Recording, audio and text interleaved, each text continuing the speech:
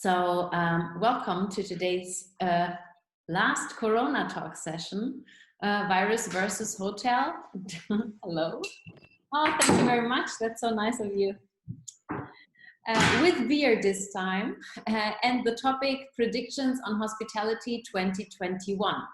So to give it a good, let's see, to give it a good try and see what the future holds. No one knows what the future holds, but let's see what you guys come up with. I welcome everyone to our last session. Thank you very much again for joining us. I will give you a quick intro how we will do this whole thing for people that are tuning in for the first time. And then you guys will introduce yourselves with your name, company, and a hashtag. And then we will move on to some questions and a nice discussion. So for everyone who didn't participate yet in one of our sessions, usually we do our evening camps all over Europe, and we try to bring together and to find ideas, solutions, whatsoever within the hospitality industry. And for that, we bring together some experts from a provider side and hoteliers, which we now do online because we cannot really travel and cannot really come together. So like in the evening camps, we want everyone who speaks today to keep it short and simple. We will be having some questions for our panelists here, but please, everyone who's watching, if you have questions, use our Q&A section. Ask questions. We will come to those questions later on. So we would love for you to ask questions over there. We will have a nice discussion with our panelists, and then we will come to that questions and answer them from our partners. If you are a hotelier and you would like to participate a bit more to the end in this session, we will promote you to a panelist, and you can give us your opinion, your views on this topic. Today, as it is our last Corona talk, we have prepared something special as well. We will have Eddie from Two Hearts Performance joining us at the end when we finished everything, and he will give you a real good 10-minute warm-up workout routine that you can do at home if you want to. So if you already think, wow, that sounds good, put on your sports outfit while we are discussing. And then obviously no one will see you. We will only see Eddie during this session. And everyone who wants to participate can participate. I already know that this workout is more or less for everyone who sits a lot also on their desks. And you can do this routine in the office as well, and within do some breaks and do this 10-minute routine. This will really help. But I will not say a lot more. I would love for our panelists to introduce themselves, and because no one knows who should start, I would love to start with Ollie. Please introduce yourself. Let us let us know what club does, and please use a hashtag to describe yourself. Great, thank you so much, Lisa. So a warm welcome from my side, from beautiful Munich. Not too warm today, but still very beautiful. My name is Oliver. I represent Clock PMS Plus, formerly known as Clock Software, as we are in the middle of a rebranding. We are a cloud-based property management provider offering a variety of different solutions depending on their property's needs. So this can be an integrated MICE tool and automated billing pilot, same as online distribution, and we have a special focus which we place on the whole guest engagement, which includes our self-service solutions. And the hashtag which would describe myself, I would say German South African. Perfect, thanks a lot. Then we have Antonino from TiGErtms. Welcome, and please introduce yourself.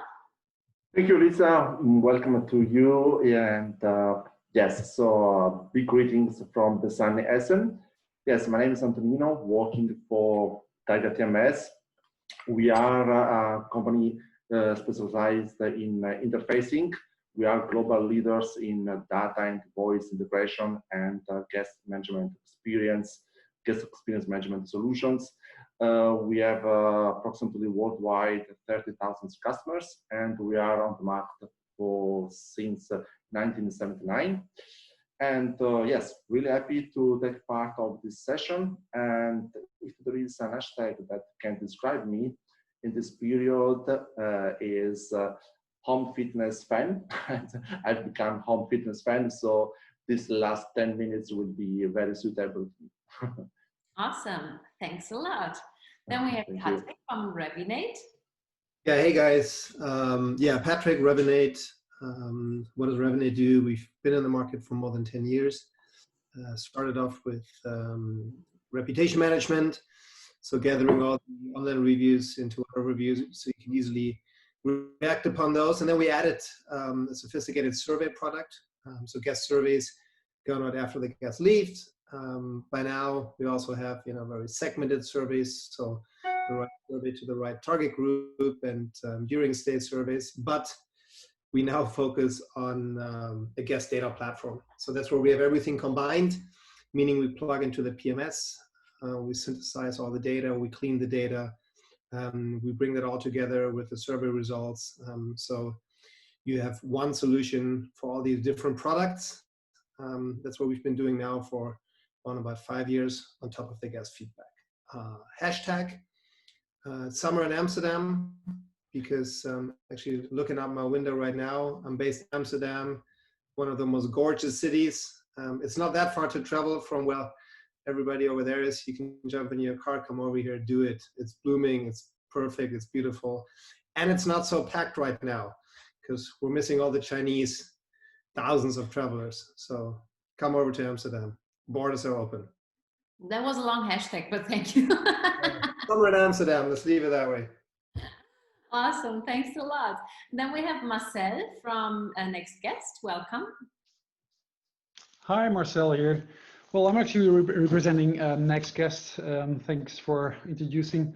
So for those who don't know, NextGuest, we're actually former Serenata company. So we're more than 20 years in the market, focusing partly on CRM, but much more by now, as we also have the full digital part on top of it. That means we're now actually covering with a fully integrated marketing, guest retention, and new guest acquisition platform, the entire guest journey of the guest. And that means that we, same as what Patrick just called, the data management platform. First of all, we take care of all the data. We clean and match and merge that from PMS, from website, from any kind of data silo which you might have. And then we have a full 360 view on your guest. And this is obviously what, the basis is for any kind of highly personalized and hopefully also automated marketing communications which you're going to have with your customers. And that's actually what we're doing. So we're not only supporting in the CRM part, but also getting new customers actually, especially in these times, may be very interesting and important. Yeah, so if it comes to the hashtag, I would still go for my furbo, actually. Perfect, thank you very much. Then we would have Zeb joining us from RMS, but unfortunately he couldn't make it. So we'll speak for him today as well. Nonetheless, we have two wonderful hoteliers joining us. Stefan, welcome. Hi there, and thanks for having me. I'm Stefan. I'm the regional head of revenue for Pentahotels. I'm streaming to you today from the sunny Mainz, so also still in a remote position here. Normally, I'm working in our central support office in Frankfurt. Mm-hmm. And your hashtag? I've seen that I decided to go for a hashtag that was already taken some time ago in the previous session, which would be the nerd in the team. So I tried to come up with something new, trying to foreshadow a bit the conversations we will have later on in the season. I'm going for technology and community. Mm-hmm. Thank you very much. Then we have Rajesh. Welcome and thank you for being with us. Yeah, thank you for having me. So my name is Rajesh Vohra. I'm speaking to you from the loft in my house in a suburb of London.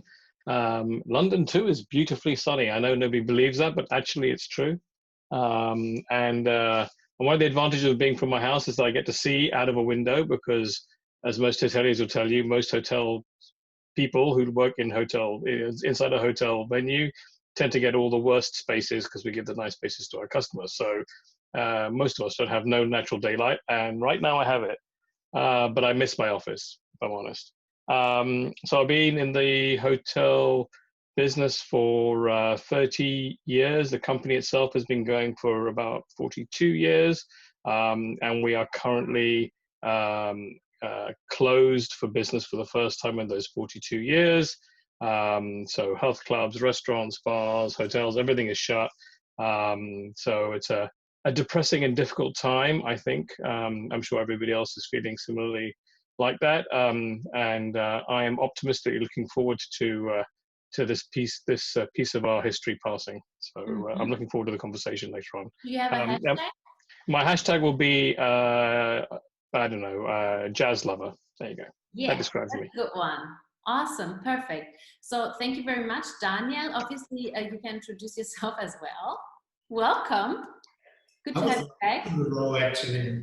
Okay, I'll be very fast and short as always. I'm Daniel, the founder of the Hospitality Club and opensmjle. If you want to know more about us, check out our brand new website, opensmjle.com. And hashtag today, last session, Tegernsee beer from Germany. That's my hashtag. So, and I think that there will be a session in the next weeks. So this is our final one for now. Correct. And I think I didn't introduce myself, so I will do as well. I'm Liza from Hospitality Industry Club, and my hashtag is Greek Portuguese. So thanks everyone. Let's get this started. We are talking about 2021. Well, I don't even know what's going to happen next week. So let's talk about 2021. For Stefan and Rajesh, what are your feelings for 2021? Do you feel more excitement or resentment? Yeah, I think. Stefan, you go first. Please go ahead. Doesn't matter. You go ahead. Okay.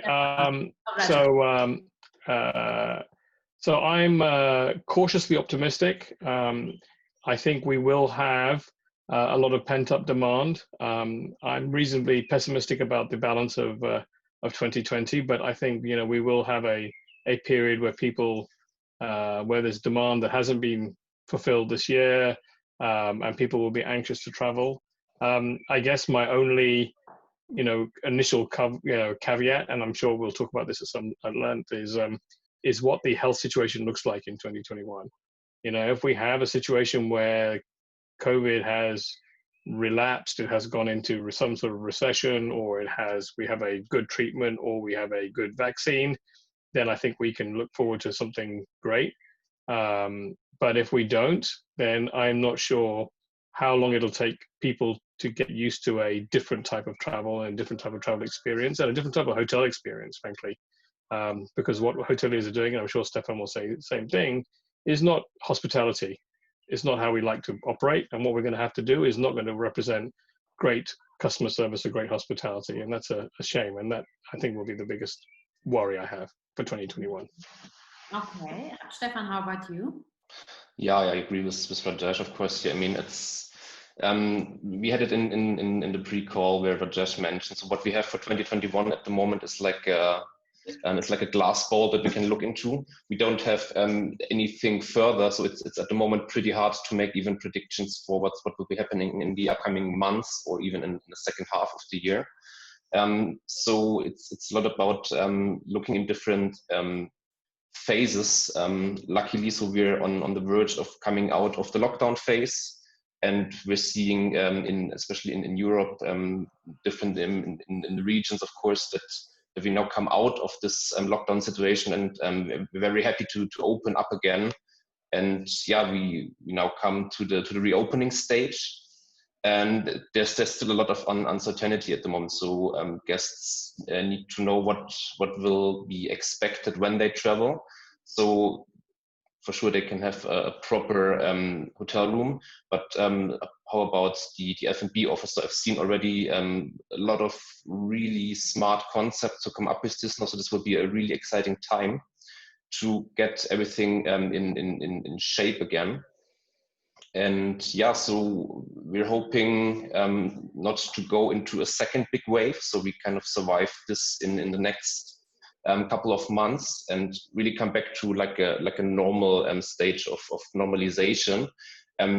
This would be the best case scenario. We really can say that by 2021 we expect things coming back to a bit of a more normal stage. It's a question we were talking about the new normal. So I guess we go in this one a bit later on into details, what this means for certain regions, what this means for certain market segments, for different types of guests, and what we can do to adapt to this. So as I mentioned earlier, it's the time for technology now more than ever. And I see also it's the time to stick together the communities. So it's not only our guests that is, of course, the most valuable community that we have. I'm also talking about our partners.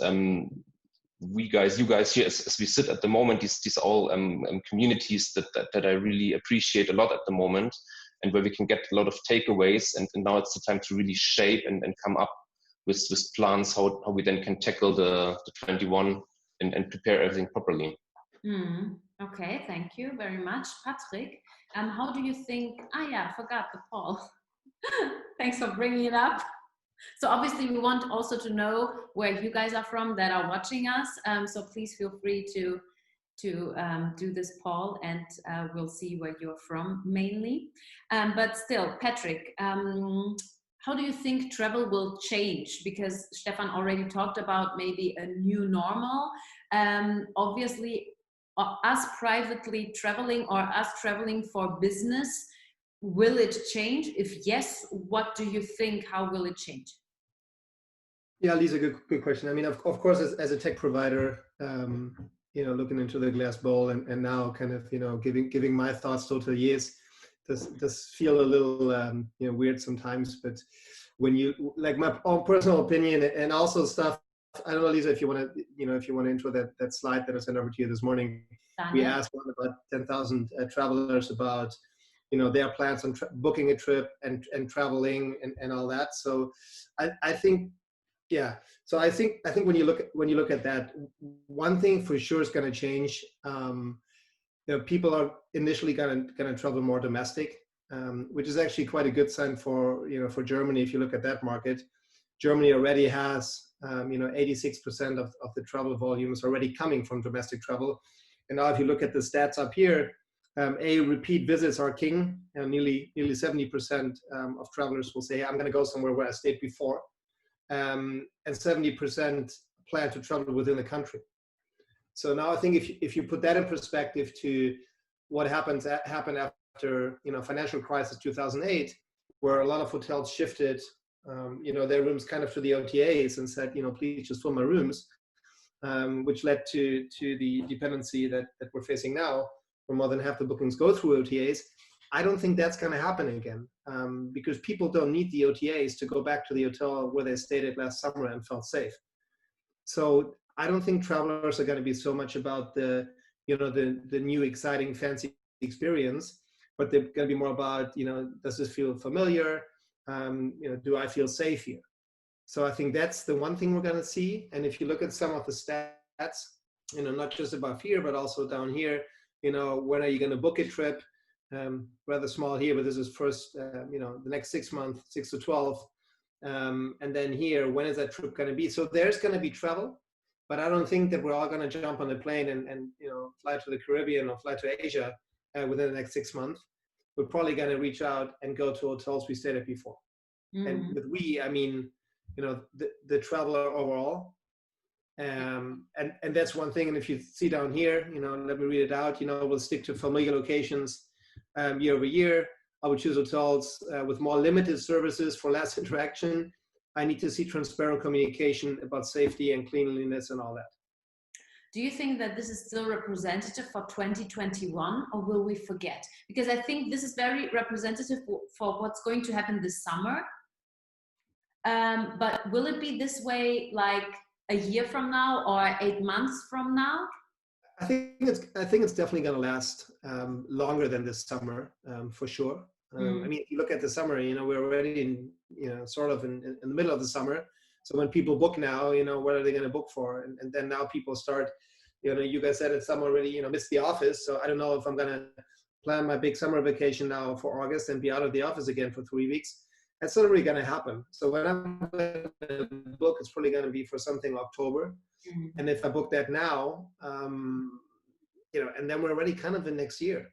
Yeah. And also, if you look at if you look at the hotel side, that, you know, SDR shared their data on ADR going back to normal. You know, it took 3 years after 9/11.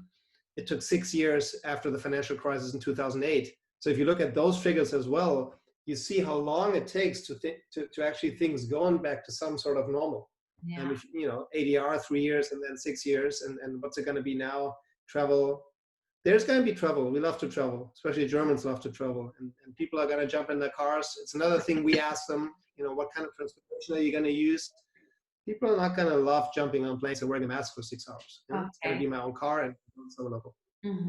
Yeah, Patrick, if I just wanted to add something, because you just made a very valid point, because if we look into next year, it is really difficult to kind of analyze and think, you know, which direction it's going to go, make predictions. And I mean, what I can say, and I think even Stefan and Rajesh and Patrick and all the panelists will agree, is that, you know, it's going to move into the whole hygiene factor. And at the end of the day, it is really going to be dependent on the regulations of the local authorities, because now all the hotels will be opening, and then we're going to have to see how is it going to go, is a second wave going to come? And I think only when that has kind of been clarified, because if I'm not mistaken, Stefan, I think in Germany, you're not allowed to exceed 60% occupancy, or for the time being? Depends on the federal districts. That's creating a lot of confusion. It's hard really to get an overview. So what am I allowed to do in which city, which is also a big uncertainty for the travelers. So yes, correct. I will book my first city trip in a couple of weeks. I will finally go back to Berlin soon. But also here the question is, how can I do it? Can I go to a restaurant? What do I have to keep in mind for the accommodation? So there's still a lot of question marks out there that now need to be like clarified, and that's where I also see the duty on the hotelier side to really keep a very transparent and reliable source of information to the guest, and really say when you go on the IBE hotel websites, the first thing, you need to have all the information that are really relevant so that you can have a safe and healthy stay. I think I agree with you, that's the first priority here. But I do think that there's sorry to interrupt, Lisa, but I think there's kind of one of the concerns that we have, or one of the challenges that we see, is that there doesn't seem to be any agreement on what safe travel looks like. Right? So yes, we all agree we want to have a more hygienic stay. I mean, I was hoping my stays were pretty hygienic already, and I was certainly hoping my hotels were pretty hygienic already, right? That's not a new concept. But okay, yes, you need to show evidence, you need to be, you know, to validate it and prove it, maybe. And I think that's why, you know, Patrick's survey says that people want to go back to somewhere they've been before. I think that's commonsensical, right? If you want to go somewhere where you already feel comfortable, where you know the lay of the land, where you understand what the proposition looks like, it's not the unknown, and the only thing that's unknown now is the virus situation. I think that makes complete common sense. I hadn't seen that survey before, but it makes a lot of sense. But I think one of the problems that, you know, and I would love to see some kind of agreement as to what does this new cleanliness standard look like. You know, are you expecting receptionists to be wearing gloves and masks? Are you going to, you know, want to have 1 meter lines or 2 meter lines drawn all over the hotel? Are you going to want to have a sanitizer in your room, or are you going to be given a little amenity pack which includes a sanitizer and a mask, and you know, and is that going to be an interesting and great way to travel? I'm not sure. You know, and I think also the leisure expectation will be very different to the corporate expectation. You know, I think the corporates are going to have a much higher degree of what they expect because they have a duty of care to their employees. If you're traveling under your own steam and you're making your own holiday plans, it's one thing. But I think if you're traveling on behalf of BP or Shell or something, then they have a duty of care towards you, which means that they're going to have a much higher expectation level. And I think the trouble is there is no agreement. There is no obvious way. And now that a lot of companies have realized that, you know, there's no need to actually send all their business travelers to all these appointments, they can actually do a lot digital and online. I think that that segment, well, I fear that it will probably drop down a bit. At least, not necessarily from the domestic point of view, but I think from abroad, it could very well be the case.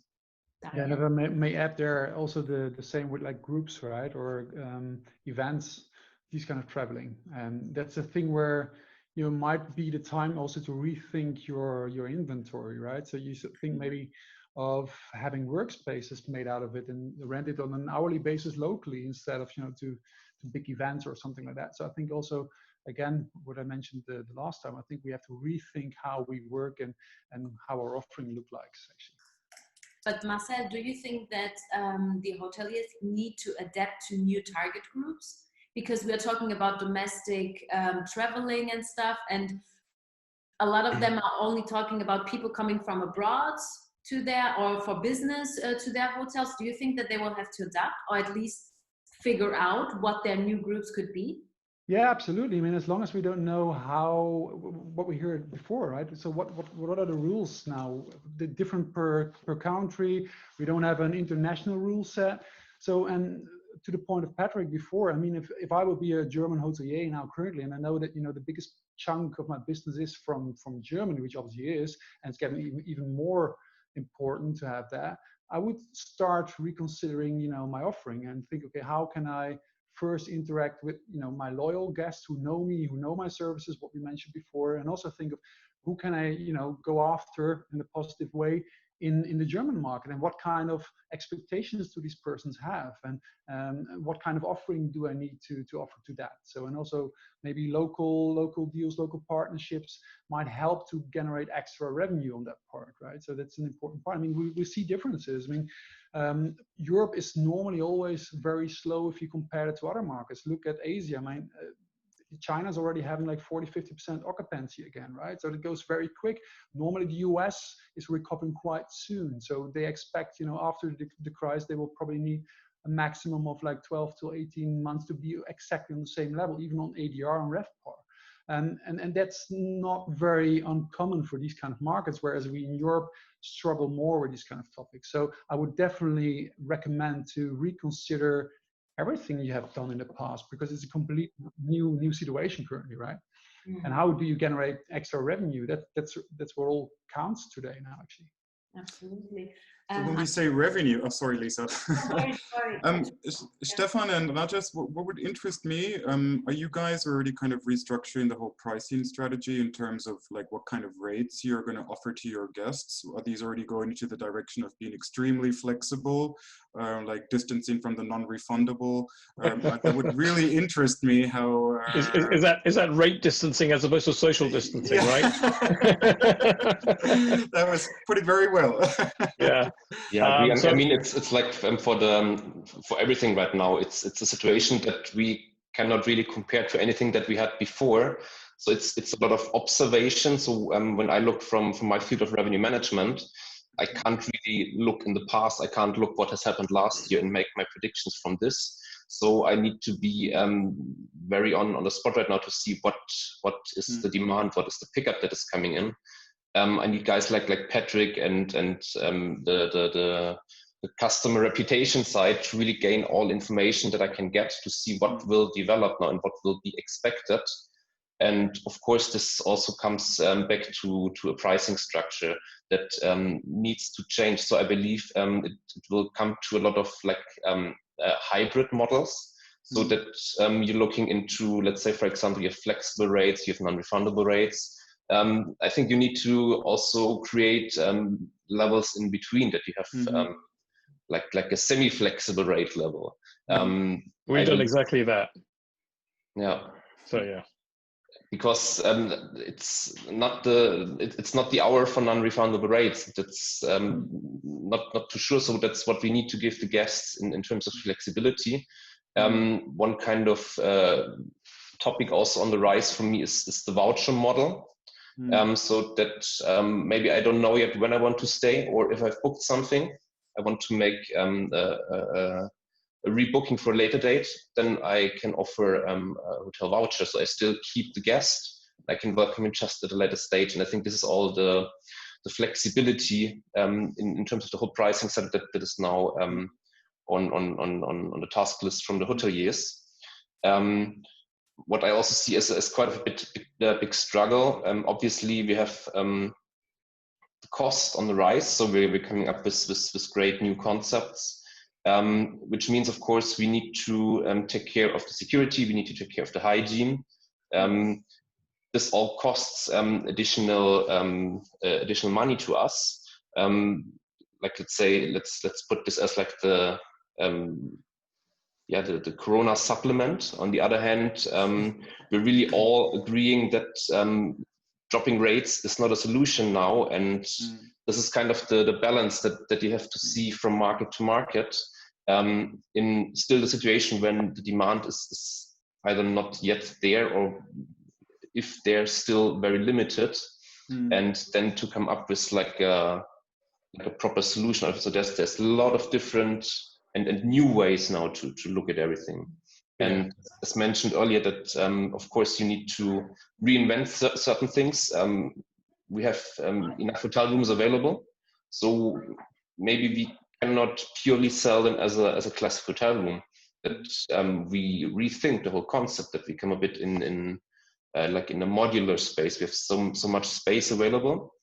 It's the hotel rooms, it's the public areas, it's the meeting functions.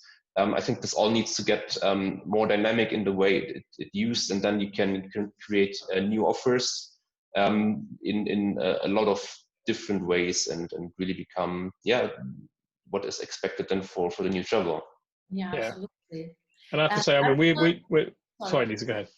Sorry, I would love to bring Antonino as well into the discussion, because he hasn't said anything by now. Yeah.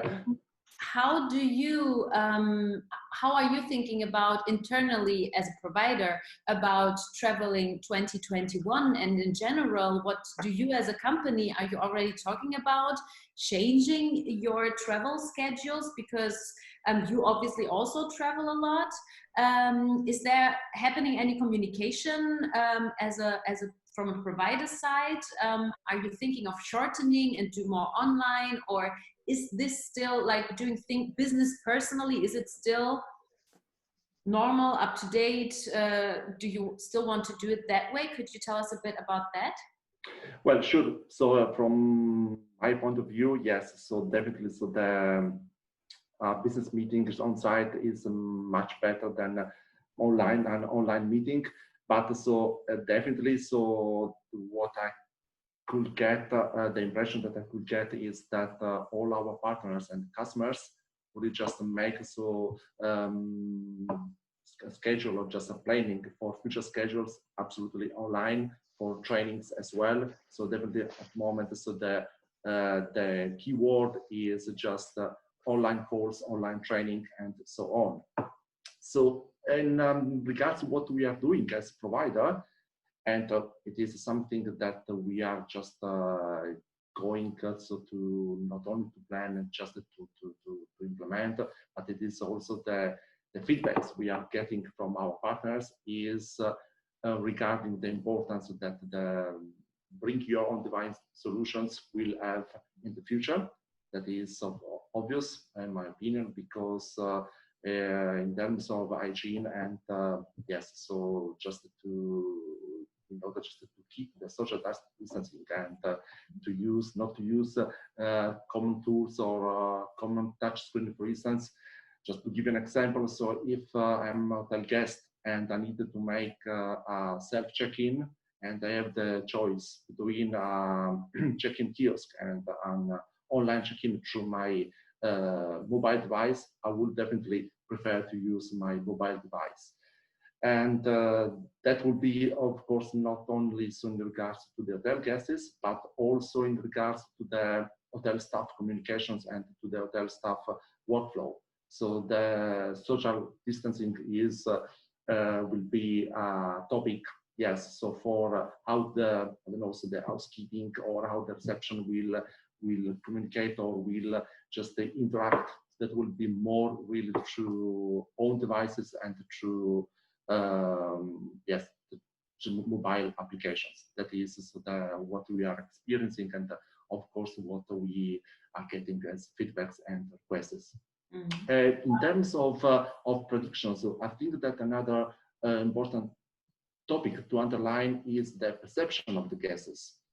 That is to say, so the social distancing is, of course, something really important, and perhaps I guess that so in the next months, so if a lot of guests, perhaps also here in Germany, will choose destinations which are not based in big city centers, but perhaps in somewhere on the countryside, a resort perhaps in the summer, where the perception of the social distancing will be higher than a hotel based in the city center. So from a hotelier point of view, I guess that how to communicate or just how to give the hotel guests the impression, just the message that, okay, we are based in a city center, but you can just give, here you can experience the same social distancing that you can experience somewhere else. That will be also something, I guess, very, very challenging, yeah. Yeah. Rajesh, would you say that you are prepared for this whole bring your own device thing? So with all the technology, and if not, what would you need to still do? So we realized, I'm not trying to sound smart, we were just lucky maybe, or we guessed right, but we realized this was going to be important right at the beginning of this. So in January, we gave a contract to a company that built our booking engine that also connects into our PMS through Opera Web Services, and we commissioned them to create an online check-in, online check-out solution for us. And the online check-in solution is built. The online check-in is just in testing, so certainly before we're ready to go. The biggest hurdle we have in this contactless, and I agree with Antonino, you're not going to want to come and do it on a kiosk, because the kiosk, I think, is probably the last thing anybody wants to be touching anywhere on the planet right now. But you know, so everybody uses their mobile, they're safe with that, and so that's, you know, where we're hoping the medium will be.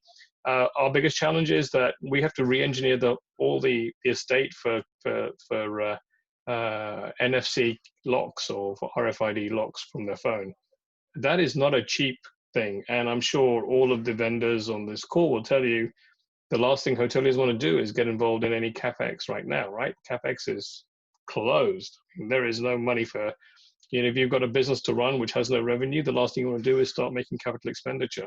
And so that's going to be a challenge, because, you know, we can get to a certain point, and so we're ready, kind of, but we're not ready completely.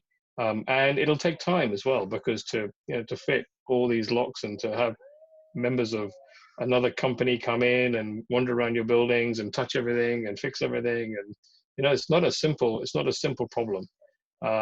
So yes, we are kind of ready, and the major stuff, but they will still have to pick up a key. And how do we make that safe and clean, and how do they dispose of the key in a safe and clean way? That's kind of our next challenge, really. So it's sort of semi-tech as opposed to fully tech. We're not ready with it completely. Absolutely. And Oliver, how about you guys from PMS side? I think I've already asked you, but maybe you can be more predictive to 2021. I assume that you are getting a lot of calls and a lot of emails concerning new functionalities that are needed right now that no one had thought before, probably. How are you dealing with this, and are you able to handle this from a provider side that fast? So basically the request that we are getting in, of course, the demand has increased, all in terms of what everyone here in the round has already been saying. You know, their self-service, mobile check-in, mobile keys, so on and so forth. Luckily for us, and also here I don't want to sound, you know, over the top or anything, Clock PMS, we do actually have all these functionalities already in place, and also, of course, the collaborations with the right partners to be able to, you know, fulfill these upcoming requirements. So the demand that we're experiencing now is more or less, the PMS is not even that of interest anymore. It's actually more about all these self-service solutions and how the hotel can adapt it to, you know, guarantee the hygiene aspects, so on and so forth. So what we're doing also with our existing clients, but also with new prospects that we're speaking to, is of course obtaining all the information where they are placing their focus. It is also difficult for the hoteliers because a lot of them are currently unable to kind of set the priority where, you know, which elements are actually going to be most significant for them. So we are more or less using the time to, you know, further enhance our existing tools, to make it more simple, more efficient, offer more functionalities so that the guests are able to, you know, manage everything on their own independently, and they don't really need the interaction with the staff member. So this is where we're placing our focus on, is how to make it everything more convenient for the guests, but of course also for the hotel staff. But like we were saying, the guest perception, who knows, maybe next year all the hotels will make these changes and the guests will have all forgotten about it and it's not going to play a role anymore, you know. Then each hotel invests a lot of money and yeah, so, I think that we didn't do it before because we were told that the uptake was very, very low. People didn't want to online check-in, they didn't want to online check-out, they didn't want to use electronic keys. The adoption by customers was really, really poor. All the people who've done it, even our vendors were saying, don't spend your money doing it because there's nobody wants it. And so you're right, Oliver, it might be that we've done something great and everybody uses it and we've changed behaviors forever, or it might be that this is just a short-term thing. We spent the money, spent the energy, and then nobody uses it in 6 months. Exactly. I just don't know. So now the focus is the hygiene, and like we said, next year, then everyone will be like, yeah, but what about the sustainability? You know, that's where what we care more about. So yeah, it's kind of not that easy to make a prediction. So we all have to be a bit cautious. Yeah. Especially, we are feeling it. Everyone's feeling it as well. Do you really want to still keep going and talking about Corona? No one really wants to anymore. It's like, oh, we're done with it. We know we have to adapt to it, but we are done. And so probably next year, will you take travel decisions based on the thing that happened this year? Or will you base your decisions on, oh, I want to go to the beach, so I'll go to Spain or wherever? What do you think in this direction? Probably Antonino, you're to speak. Yes, exactly. Yes, because I guess it's everything depending on what Rajesh said at the beginning. So, I mean, so it depends on how the situation will evolve. So I mean, so if there is a vaccine in the next months, then so that would be meaning that people will be feeling safe and will be feeling so, and then so they will be ready just to go back to their usual style of life.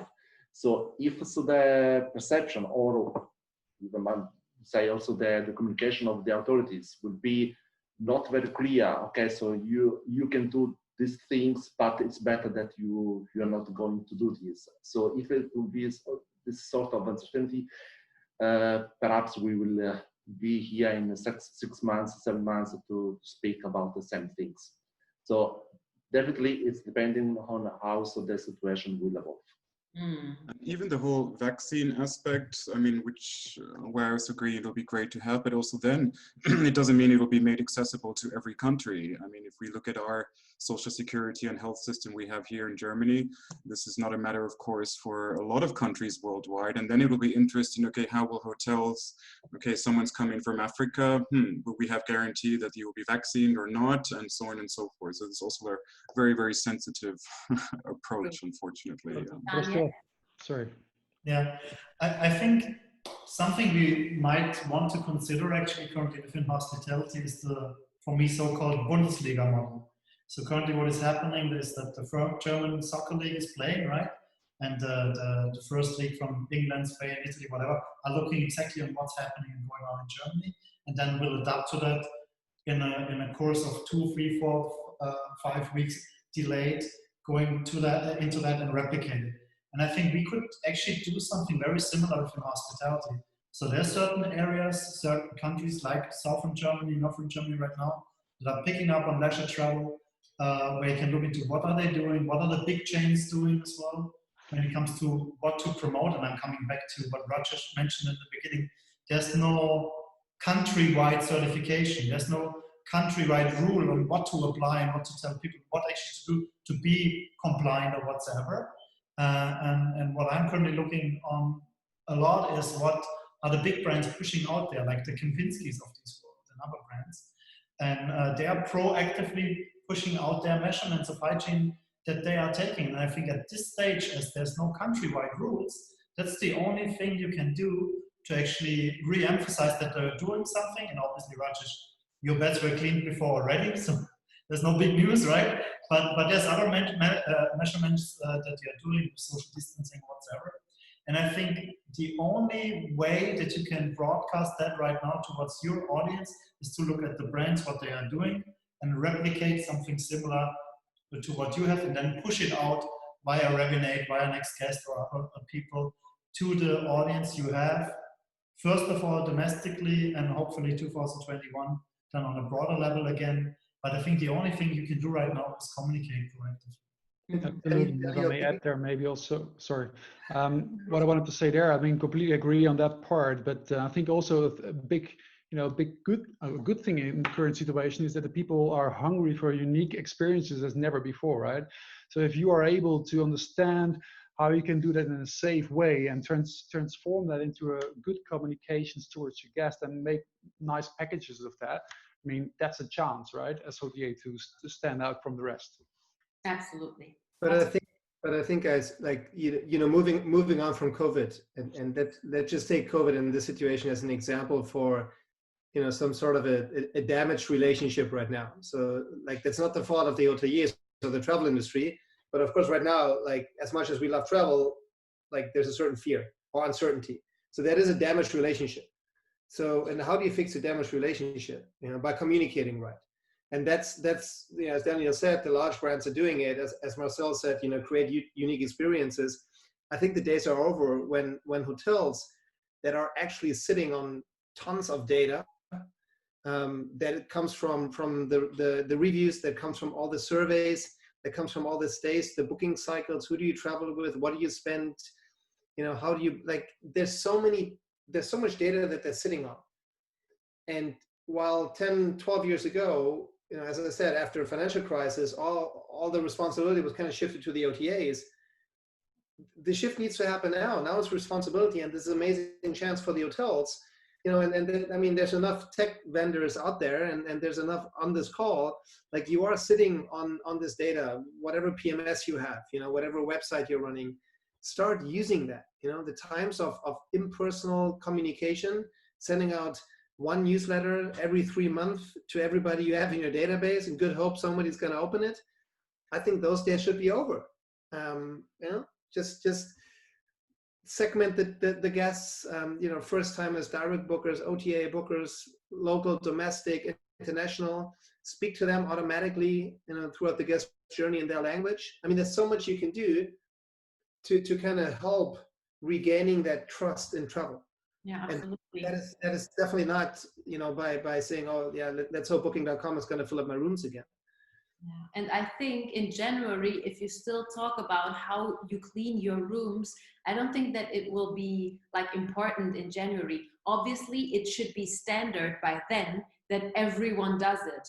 Right now, probably you can stand out with it, but I think in January, February, so for next year, then we go again with storytelling, with good ideas and stuff, with communicating well, right? That will be a thing again. So right now, obviously, tell people how you're cleaning everything so that they feel safe. But by January, that will be standard. So, right, if you see a dirty room, you will not sleep there, right, even before COVID. So I think this is something that we need to keep in mind. It is good to talk about it right now, but I don't think that it will last until next year. So that this will be the argument why people should come to you.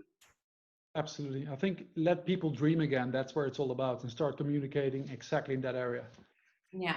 Absolutely. And Liza, as Oliver said, what if next year it's all about sustainability? Yeah. Huh? And then you're like, okay, good. Are you going to have the OTAs communicate to your guests about sustainability? And what if by the end of next year, it's who knows what's going to come up? I think the one thing you need to establish now is how can I communicate in the most efficient way and the most positive way and the quickest, easiest with my guests. I think that's a big signal now. And once you have that in place, I don't think you're ever going to go back to mass emailing newsletters or working with Excel sheets to pick out the right people to talk to. I think this is a big challenge.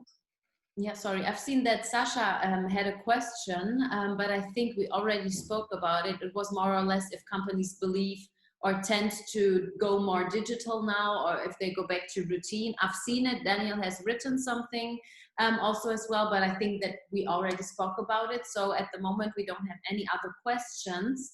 Nonetheless, I would have one. I'm so silent. Can I go first, Oliver? Yeah, sure. Please, Daniel, by all means. So that's specifically for Rajesh and Stefan as well, but as well to experts.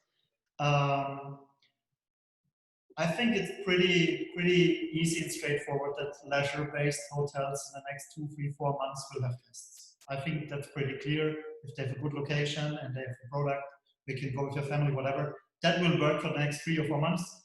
It will be a question afterwards for winter time, if they are not a winter season property. But what about the city hotels? For me, it's one of the key questions I have currently in mind when I speak as well to our customers in Berlin, in Munich, and Cologne. Like, what should they push out there to make their product attractive currently for the local domestic market? Not speaking about business, that's a different stuff. But to attract people, because that has always been an issue, how to fill your rooms on the weekend, right? And now I think it's a bigger topic than ever before. What emotion and what experience do you need to create to get these people on board to come to London or to Frankfurt, Berlin, or whatsoever? I'd speak for London. I'll say to you that I think the biggest challenge we have is that we don't know what London's product looks like. And I think that's really, so at the moment we're sitting back and we're waiting. We can do whatever we like from making our hotel look nice and friendly and, saying that it's clean, even though it's always been clean and all those things. But actually, city center hotels, people don't come to sit in the hotel. They could care less, really. I mean, they want to be comfortable. They want to know it's clean. But then after that, they want to go out and want to see the city. They want to go to the museums. They want to visit the restaurants. They want to walk along the boulevards. They want to. And I think the biggest trouble that we have, I mean, certainly from a London point of view, and I can't speak because I think the UK is sadly a little bit behind the scale. Maybe that's a good thing. Maybe it means we can watch everybody else's mistakes and then copy them. I don't know. But I mean, the UK is behind for sure, and we don't know whether there's no dates for when the museums are going to open. There's no dates for when the restaurants are going to be able to serve people in house. There's no dates for for any of when theaters will open, when cinemas will open, all this. And why do you go to London? You don't go to sit in a very nice hotel lobby. I mean, that for maybe 10 minutes, or maybe have a coffee, or maybe have some breakfast. But actually, that's it. You want to get out, and the product is the city, not the product is not the hotel. And I think, and so our problem is really that, we don't know what our product looks like because the government haven't made it clear what our colleagues in the various entertainment businesses can provide. I mean, I was kind of surprised this went so fast now in May within Germany. So my expectation line was rather towards the end of June that things will be opening up, and now Bavaria, I think, is on 100% occupancy level allowed. So things are moving right now. So maybe in England it will be the same in 3 to 4 weeks. Who knows? Stefan, how's that in Germany coming along right now? I see the first hotels in Germany now looking actually into the spots that are allowed. So the secret hot sauce spots that you can do during the stay, obviously not the museum and not the theater whatsoever, but where the locals go to with their families, where you don't have to pay an entrance or whatsoever, parks or whatever. What's the story in Germany, Stefan? Absolutely. So you already put out a lot of good arguments here. What I see at the moment, there's a lot of backlog, and there's really at the moment, there's no demand, but there's a desire to travel again. And you have a lot of city destinations in Europe, but also in Germany. We have a big Amsterdam fan sitting here. We have looking at Berlin. So the cities are still there, and they have their values. And soon you will have all the offers from the cities coming back, so that you have the restaurants, that you have the museums.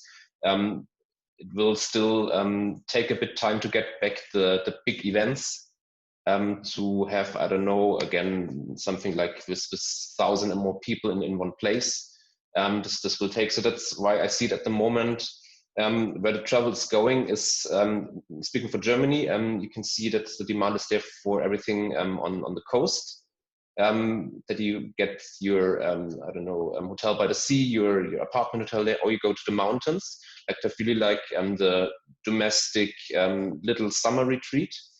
Shortly after that, I expect the major cities also to come back. And now we have a couple of more weeks to go. And what is out there in Germany at the moment, that you really expect the restrictions to fade more. The corona cases go down, so that's kind of stable. We will have a tracking app soon. This will also help a bit more to loosen up the restrictions. And yeah, so then you have the offers re-established. Coming back to the pricing in the city markets, of course, this needs to stay strong. And yeah, so we still have the good collaborations locally. So with Penta, we call ourselves, we're the neighborhood lifestyle hotel, and now these neighborhoods are coming back to life. Of course, same for the big cities. So even in the cities, we want to have our guests in the hotels in the Penta Lounge, where they can spend their time. Of course, we need to have again the community together with the local DMCs, with the tourism organizations to team up here and really make everything together. It's not the hotels alone. So we need all these communities to work together and make the city destinations attractive again. Yeah, and actually look into what's going on. I have one more example, and then I will shut up, Lisa. I have a question from Timo. I see that, but I have one more example. So things that are changing and things that we can expect to happen as well in 2021, because that's what our plan was. I never thought in my life that I would go to a car cinema live concert in my life. And I actually did that 2 days ago here in Cologne for a local band, which is pretty famous in Cologne. No one knows them abroad. And with 230 plus cars, and we were there for 1.5 hours, and it was really fun. With my family in the car, out of the roof of the car, whatever. And it was really a great time. So I think there is these little diamonds and nuggets that you can find that are changing right now, where you can support local artists as well, and where you can combine things and make things more interesting. So I think in the next months, we really have to look out for these nuggets. And I think Marcel and Patrick maybe have seen as well examples in their communication from their customers locally. So if you have examples, please be happy to share them. But I think that's the kind of stuff that we now need to look into and go back from the old museum and theater style and look into what's the new creative stuff and weird stuff that people come up with, and how can we push that to our audience to make our product in that context more interesting. Lisa. No, go on. It's your Q&A time. Timo has a question. Yeah. We are a bit in a, what's that? Cat seat? I don't get it. What is that? I think he meant catch, if I'm not mistaken. We're in a bit of a catch here, aren't we? No revenue in the whole catch. Catch 22. Yeah. Catch 22. Okay, Timo. I don't know what that means, but I'll bring it on. So we are a bit in a catch 22 here, aren't we? No revenue in the hotels to create FF&E funds in order to be able to invest through that. Do we need new business models from the vendors? For example, pay by occupied room, or some people have trouble doing that in our industry. What does the panel think about the likelihood of that happening? So you go back from flat fees into paying for occupied rooms. Do you get it? Changing your business model, it's more like a commission-based model into occupied rooms. So you split the risk.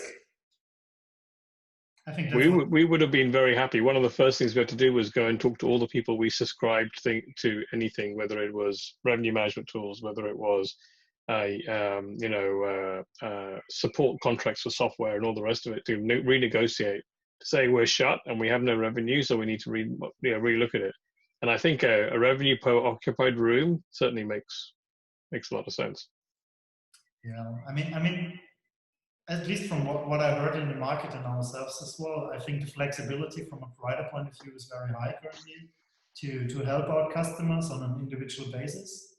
And I think the main thing, as you just mentioned, Rajesh, as well, is to really to speak with people and discuss what can be solutions, how to help each other, change the contract period or whatever. There's means and solutions for that, I guess. Correct. Stefan, how do you see it as a revenue expert? Yeah, definitely. So, of course, we need the concepts that we have at the moment to utilize, to pick up everything that we can get out as information. And I totally agree that we need to come up with new concepts. Maybe we can reinvent concepts. Like Daniel mentioned, so the auto cinema was something from the 80s, and now it has like a rebirth here. And yeah, so we really have to see how these concepts can evolve, and really what's the demand, what can we offer the people, and really make them come and stay with us and keep staying attractive. And I think in a minute we will have a very good example of this out of the sports industry when we have Eddie doing his little workout session for us. I mean, that's also a very good example that we see here. So from one day to another, it was not possible to do sports anymore, which also I was suffering very much over the last weeks. So I'm very happy for this session. But also here came up with some new digital concepts. Sports was now all of a sudden possible online over Zoom meetings. What is happening now is also like a combination. So you can do back your sports normally, but still offer like a live stream for people who are not physically present and still have the opportunity to join. So also here from the last couple of weeks, I guess we still can have a lot of takeaways that we can include in future concepts to implement there. And yeah, agree there will be a lot of new concepts, maybe even a lot of new market segments, new areas of customers that we need to look at in order to keep the business running. Absolutely. So that was a good heading over to the end of this session. I would love to thank you all for joining us one last time, for all of those who've been there with us quite a few times, and for those who've been with us the first time. Especially for us, it's always more than interesting to hear about the hoteliers and what their opinions are and ideas are. Obviously, we have recorded this whole thing, and we will record the next 10 minutes as well when Eddie comes in. Thank you for all your attention for 2 months of great conversations. And we'll take a little summer break and we'll be back. We still don't know what we will do, so we will be creative as well, and we will figure out new things to do. And obviously we would love to hear from you what you think, if you liked it, if you want to do it again next month, etc., etc. And then we will be back with a big bang, I hope. Pressure is high now. I said it online, Daniel, so pressure is high. Thanks a lot, and please stay tuned for a great workout with Eddie. I will promote him now as a panelist. All our panelists, feel free, obviously, to join as well in the session, and mute yourselves and put your camera on offline. And then, yeah, we will welcome Eddie. So thanks, Lisa. Thank you guys, and also the audience. It was a pleasure having you all here. I unfortunately will have to be leaving now. So yeah, I wish everyone all the best. And just for me to end, you know, no matter what customers, hotel business, just never forget your team members are the soul of your hotel, and they also need your attention and your comfort. All right, guys. So wish you good fun, and we'll be in touch then. Take care. I wish everyone a wonderful. Bye. Eddie, you have to unmute yourself. And whilst Eddie is unmuting himself from my side as well, thank you to all. Thank you, Rajesh. I don't know if everyone knows, but Rajesh is a HETNA legend and the former president. So it was great having you as well in our little discussion. And Eddie is ready, and he's awesome. Hey! And thank you guys as well for joining in. And I will try to push Lisa as well to come back as soon as possible with more webinars and stuff. All right, I will disappear as well. Yes, for sure. Eddie, hi and Yes, welcome. hello You're together. Frankfurt, sunny Frankfurt, right? Yeah, that's true. The Oh, ECC for everyone, I hope you can see it. Best weather in a nice town. awesome. So I will say just a quick thank you for joining us. Thank you for taking the time to to make our hoteliers and providers who are watching mobile for 10 minutes. I will shut up now. You will not see me.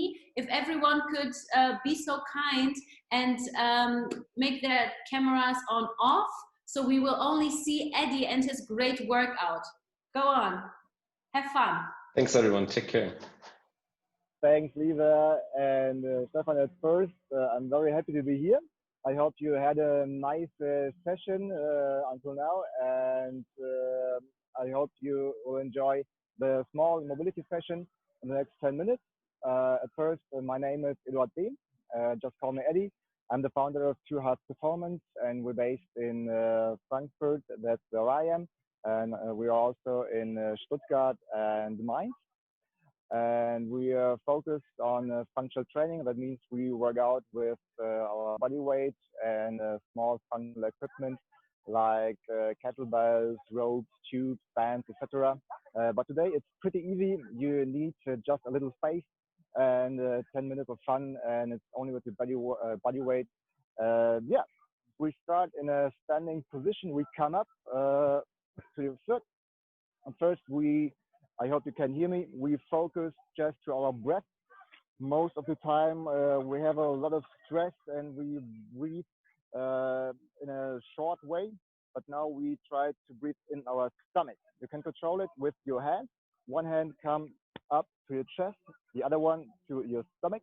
And when you breathe in, you try to breathe deep down in your stomach and you lift your down positioning hand. Okay, let's try it. Just 12 times. One hand up, the other is down. Relax, put your shoulders down and your head up. Take a deep breath with your nose. And breathe out with your mouth. Breathe in with your nose. And breathe out. Just relax.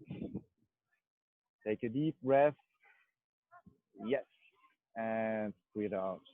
About 12 times. Take a deep breath. Release your shoulders. Lift your head up. Yes. And breathe out. Yeah. This workout you can also do every day for your morning routine, or maybe in your break, or before you go to bed. Just keep going, keep breathing, deep in your stomach, and breathe out. If you want to, close your eyes, just relax. 5, 4, 3, 2, and 1. Okay, shake a little bit. The first exercise we make is the Jefferson curl. That means we focus to our back and we work with the small parts of our spine and the small muscles. You start with your head, you come down to your chest. Next one, your shoulders down, and you roll in deep down to the bottom. Keep your legs straight, down, down, as far as you can. A bit more. Stay for 1, 2, 3 seconds, and come slowly up. Yes. The lower back, the middle, and the upper part. Push your shoulders back. Also use your shoulders and your thumbs. Back and come down. At first your head, the shoulders following. Deep down as far as you can. Touch the bottom if you can. Stay 1, 2, 3 seconds. Feel the stretch, the back side of your legs, and come up. Don't forget to breathe. Yes, lie back as far as you can, and come down. Yes. Do this also for 12 reps. With every rep, you try to come a bit deeper and don't forget to breathe. Deep in the stomach and out. Yes. And the legs are in the stretch position. And down as far as you can. Enjoy the deeper position and come up. That's good. Push your hips in front. If you're in the upper position, lay back. And again. Yes. Deep down as far as you can and up. Yes. Nice and slowly. See the little segments of your spine. That's it. 5, 4, 3, 2, and 1. Okay. Come up. The next one is the windmill. You try to work with a rotation position.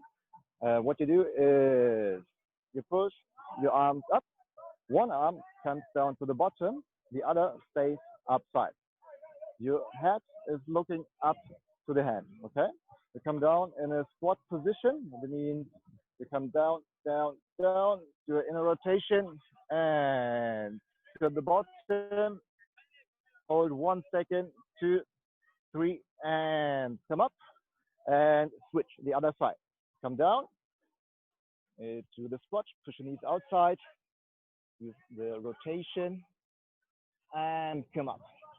And we switch, other side. Down, look up, nice rotation, as deep as possible. You hold 1, 2, and 3, and come up. And next one. Stay straight on the upper side, and down. Yes. As deep as possible. 1, 2, 3, and up. Keep moving. You do 10 reps each side. And every rep, you try to come a bit deeper. Use the rotation with your head. You look up. And also the full range of motion. When you stay upside, you also can use your thumbs and your arms. Use the inner rotation to your shoulders. And don't forget to breathe. Yes. On the upper side, deep down to the bottom. Push your knees outside. Stand on your heels. 1, 2, and 3, and come up. Yes. And down.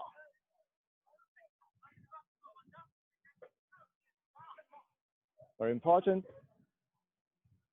Not too fast, slow and controlled. Use your muscles, the whole range of motion. Yes.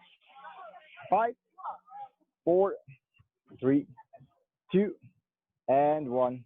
Okay, shake a little bit. We make it a bit more funny. We use a bit more coordination. We stand on one leg. The left one, the right one is in the stretch position. Now we make two movements. You come at first back. You use the inner rotation of your foot to leg and lay in front to the Romanian deadlift. That means the backside of your right leg is working. Use your arms, stretch, hold the position. 1, 2, 3 seconds and come back. We work at first only with this side. Stay in the stretch position. Keep your abs tight and come back.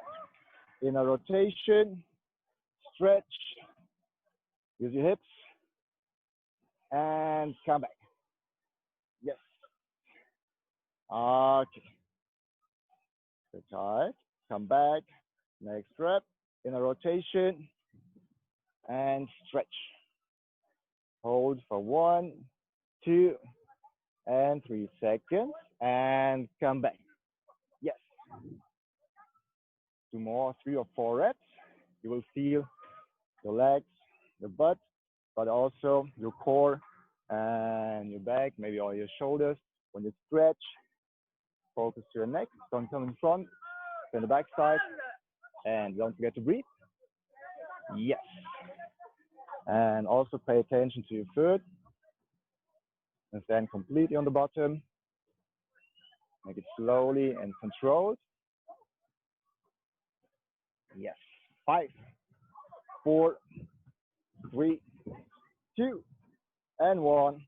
Shake a little bit. We switch the other side. Leg in front. Same procedure. Bend your knee. Stay start straight. And we come outside. In a rotation. Lay in front. Stretch your arms. Hold 1, 2, and 3. And come back. Yes. If it's so easy, just lift your leg a little bit more and you feel your leg. That's good. Yes. Pay attention to your shoulders. Stay deep. Release them. Focus to your core. That's good. And keep moving slowly and controlled. Yes.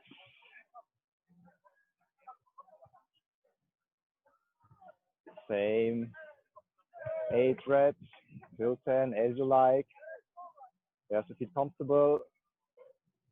1 more from the front, slowly back, in a rotation and stretch. 1, 2, and 3. Come back, shake a little bit. Okay, now we start in the push-up position and we do something for our shoulders and the hip mobility. You know it from yoga maybe, the cobra and the down facing dog. You start in a long position, the push-up position, straight. The first one, the cobra, your hips come down, stretch, you look up, relax, 1, 2, 3 seconds, and now come up, push your hips back and your shoulders down. Hold this position, 1, 2, 3 seconds, and move in front. Come down, squeeze your shoulders. 1, I hope you can hear me. 2, and 3, and back. Stay straight. Come a bit deeper if possible. And in front. Squeeze your shoulder blades. Push your head up. 1, 2, and 3, and back. That's it. Hold it. 1, 2, 3, and one more time. Deep down. Push your hips against the bottom. Squeeze your shoulder blades. Yes, 1, 2, and 3. One more time. Up. 1, 2, and 3. So it come in front. Shake a little bit. Come up. Take a deep breath. Breathe out. Good. I'll show you one more exercise. If you sit the whole day, your back have to work a lot. So we just relieve it. Therefore, we stretch the front side of your leg and a small muscle in this area. Therefore, you need just a chair or a table, something that is in a higher position, something like that. One leg comes up, the other one is in front, and the knee that's in the air comes down to the bottom. We try to come as deep as possible. Everything you do now is just push your hips in front as far as possible to stretch the muscles in the front position. Don't forget to breathe. It hurts a little bit sometimes, but it's okay. Take a deep breath, and when you breathe out, come a little bit more in front. Stay upside. Take a deep breath and breathe out. I hope you can feel it. If not, push your butt a little bit more in front. Work with your hips. Stay upside. For this position, you can use 10 to 12 breaths. Take a deep one, and out, and come in front. Feel the stretch, and a bit more. If you stretch this area, you have a nice effect, a release in the back side of the lower back. A bit more. 1, 2, and 3. And we come back, come up, shake a little bit, and we switch the side. Same procedure. At first, fix your leg. You come down to the bottom. As deep as possible. You have to feel comfortable. And then push your hips in front. Feel the stretch. Lift your chest. Push your shoulders down. Take a deep breath. Breathe out and come in front. Push your hips in front. Feel the stretch.